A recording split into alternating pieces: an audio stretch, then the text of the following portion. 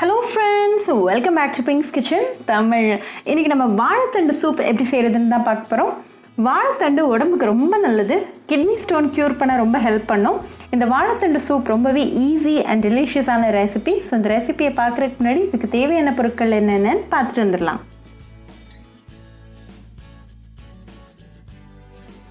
ஒரு பேனில் 2 கப் தண்ணி சேர்த்துடலாம். ஃப்ளேம் ஹையில் வச்சுருங்க. இது கூட வாழைத்தண்டை கட் பண்ணி சேர்த்துருங்க. வாழைத்தண்டை கட் பண்ண உடனே மோரில் போட்டுருங்க, இல்லாட்டி கலர் சேஞ்ச் ஆயிரும்.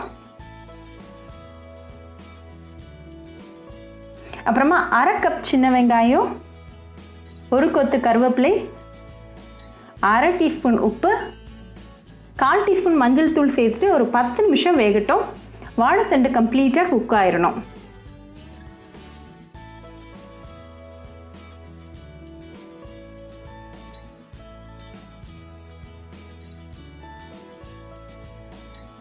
இப்போ 10 நிமிஷம் ஆயாச்சு. ஒரு 1/2 கப் தண்ணியில் 2 டேபிள் ஸ்பூன் கார்ன்ஃப்ளோரை மிக்ஸ் பண்ணிவிட்டு சூப்பில் சேர்த்துடலாம். நல்லா கலந்து விட்டுருங்க. சூப் திக்காக ஸ்டார்ட் ஆயிடுச்சு. இந்த ஸ்டேஜில் ஒரு தாளிக்கிற பேனில் 1 டேபிள் ஸ்பூன் ஆயில் சூடு பண்ணிவிட்டு 1/2 டீஸ்பூன் சில்லி பவுடர் சேர்த்துட்டு லோ ஃப்ளேமில் மிக்ஸ் பண்ணுங்கள். சில்லி பவுடரோட பச்சை வாசனை கம்ப்ளீட்டாக போயிடணும். இதை நம்ம சூப்பில் சேர்த்துட்டு நல்லா மிக்ஸ் பண்ணிடுங்க.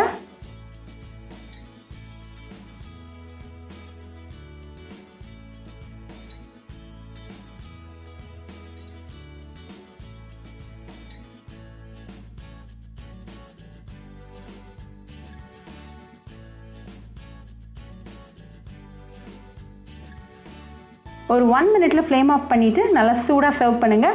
ரொம்ப ஈஸி, ஹெல்தி அண்ட் டெலிஷியஸான ரெசிபி. ஸோ கண்டிப்பாக அந்த ரெசிபி உங்கள் வீட்டில் ட்ரை பண்ணி பாருங்கள். ட்ரை பண்ணிவிட்டு எப்படி இருந்துச்சுன்னு எனக்கு கமெண்ட்ஸில் சொல்லுங்கள்.